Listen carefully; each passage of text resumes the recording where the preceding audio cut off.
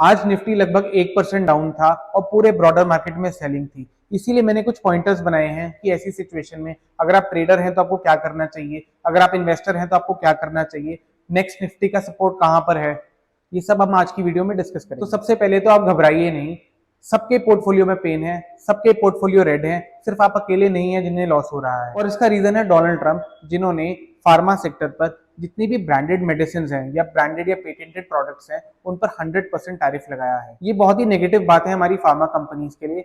हालांकि हमारी pharma companies generally generic medicine ज्यादा एक्सपोर्ट करती हैं, लेकिन मार्केट का ये मानना है कि ट्रंप अगर ब्रांडेड और पेटेंटेड मेडिसिन पर भी अगर टैरिफ लगा सकते हैं तो वो जेनरिक मेडिसिन पे भी लगा सकते हैं। इसीलिए मार्केट में काफी फॉल दिखा और फार्मा इंडेक्स तो लगभग 2% डाउन था। और फार्मा सेक्टर के अलावा कोई और एक और अंडर परफॉर्मर था मार्केट में, तो वो थे टेक्नोलॉजी शेयर्स। हमारे देश की सभी बड़ी कंपनियां टीसीएस, इन्फोसिस और mid cap small cap IT share सभी डाउन थे। मैं बाकी जगह भी सुन रहा था तो सब ये कह रहे थे कि जो टेक्नोलॉजी वाले शेयर्स हैं उनको लॉन्ग टर्म बेनिफिट होगा कि H1B वीजा की फीस $100,000 हुई है, क्योंकि अब इंडिया में ऑफशोरिंग ज्यादा होगी।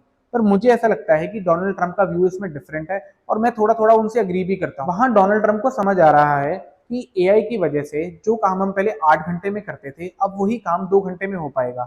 जब 8 घंटे से काम 2 घंटे में हो पाएगा तो डेफिनेटली कुछ लोगों की जॉब्स जाएंगी। अगर कुछ लोगों की जॉब्स जाएंगी और अमेरिका में जॉब्स नहीं होंगी तो अमेरिकन मार्केट के लिए एक बहुत बड़ा पेन पॉइंट है। इसीलिए वो मैन्युफैक्चर इन अमेरिका दोबारा स्टार्ट करना चाहते हैं। अमेरिका ने काफी टाइम से अपनी इकोनॉमी और अपने डॉलर के कारण दुनिया पे डोमिनेशन रखी है और इस डोमिनेशन के कारण उनको जो काम नहीं पसंद आए अर्ली 2000s और अर्ली 90s में, जो काम उनको नहीं पसंद आए वो उन्होंने इंडिया जैसी कंट्रीज या फिलीपींस में आउटसोर्स करा और फिलीपींस और इंडिया के लिए भी एक अच्छी अपॉर्चुनिटी बनी कि वो इसे अर्न कर सके। लेकिन अब क्योंकि उनको लगता है कि एआई की वजह से जॉब्स जाने वाली हैं, तो न्यू जॉब्स क्रिएशन करने के लिए जो काम उन्होंने पहले आउटसोर्स कर दिया था अब उसे वापस अमेरिका में ले आया जाए। ये अमेरिका के लिए तो काफी अच्छा है लेकिन इंडिया जैसी कंट्रीज के लिए अच्छा नहीं है।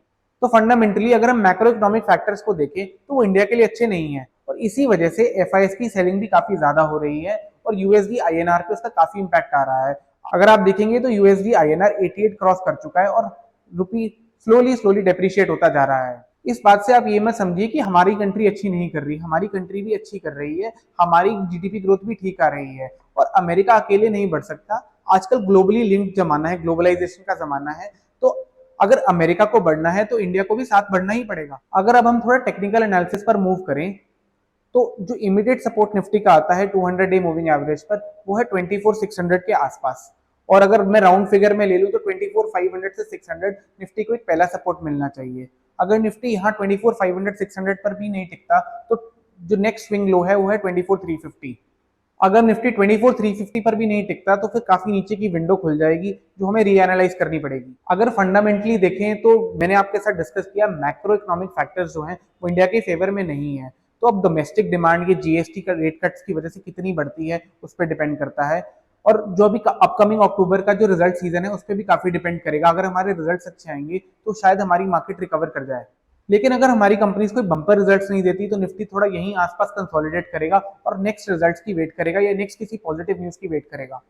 तो अगर आप एक ट्रेडर हैं तो आपको अपनी पोजीशन साइजिंग अपने रिस्क के हिसाब से मैनेज करनी चाहिए। आपको पता होना चाहिए आपका स्टॉप लॉस कहाँ है, आपके जो ट्रेडिंग के रूल्स से आपको उनको ब्लाइंडली फॉलो करना है। अगर आपका रूल एग्जिट करने को कह रहा है तो एग्जिट करिए। अगर आप शॉर्ट पोजीशन में हैं तो अभी आप प्रॉफिट में होंगे तो आप अपना प्रॉफिट बुक कीजिए अपने हिसाब से देख के कि कहाँ आपका जो आपका टारगेट लेवल है वहां पर आप उसे बुक कीजिए। लेकिन अगर आप एक इन्वेस्टर हैं तो याद रखिए आज निफ्टी फर्स्ट टाइम नहीं गिर रहा, ना ही मार्केट आज फर्स्ट टाइम गिर रही है। इससे पहले रशिया यूक्रेन वॉर में भी करेक्शन आई थी, अभी थोड़े टाइम पहले भी करेक्शन आई थी, कोविड के टाइम भी करेक्शन आई थी और मल्टीपल टाइम्स पास्ट में करेक्शन आई है। जब जब प्रॉब्लम्स आई हैं करेक्शन हुई है, लेकिन इस करेक्शन में जिसने भी पैसे इन्वेस्ट किए हैं उसने बाद में काफी अच्छी रिटर्न्स कमाई हैं। तो अगर आपको आपकी कंट्री पर विश्वास है, आपको निफ्टी पर विश्वास है, अपनी इन्वेस्टिंग पर विश्वास है, तो यही सबसे अच्छा टाइम होता है इन्वेस्ट करने का। एक बात को याद रखिए, good times and good prices don't come together. जब ये सारी सिचुएशन सही हो जाएगी तो आपको निफ्टी 24,500 या 25,000 के अराउंड नहीं मिलेगा, तब आपको निफ्टी बहुत हाई प्राइस पे मिलेगा। अगर आप ये सारी बातें सुनकर भी कन्विंस नहीं हो रहे हैं और आपको अभी भी पैनिक हो रहा है कि मार्केट गिर रही है एंड आपसे ये लॉस बियर ही नहीं हो रहा है, तो मे बी आपकी पोर्टफोलियो एलोकेशन गलत हो चुकी है। आपके पोर्टफोलियो एलोकेशन में इक्विटी का कंपोनेंट आपकी रिस्क टेकिंग कैपेसिटी से काफी ज्यादा है। तो आप अपने पोर्टफोलियो को थोड़ा रिकंसिडर कीजिए और अपने पैसे को डेट में एलोकेट कीजिए, ताकि ऐसी मार्केट फॉल्स में आप ज्यादा पैनिक ना करें। मेरा मार्केट का व्यू तो मैंने आपको इस वीडियो के थ्रू दे दिया। आपका जो भी व्यू हो मुझे कमेंट सेक्शन में जरूर बताना। अगर आपको हमारी वीडियो पसंद आई हो तो लाइक, शेयर एंड सब्सक्राइब जरूर करें।